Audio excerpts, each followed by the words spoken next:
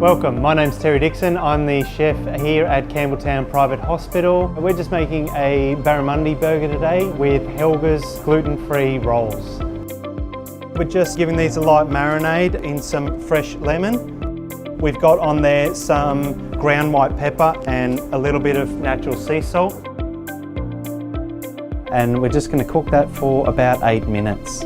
Okay, now so our burgers, we're using a gluten-free burger today.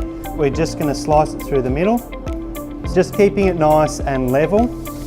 So our gluten-free buns here, we're just going to warm up in the oven. Just warm them slightly for about 3 to 4 minutes.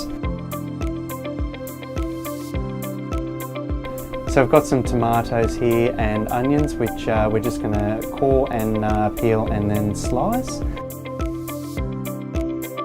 So we're just going to chop some fresh herbs here, a nice little bunch I picked out for the tartare sauce. I'm going to add some capers here, we're just going to chop that finely. We're going to add that to the gluten-free mayonnaise. Then we're just going to finish off with some squeeze of fresh lemon juice and then season slightly. And there you have it, our Barramundi burger with the Helga's gluten-free roll.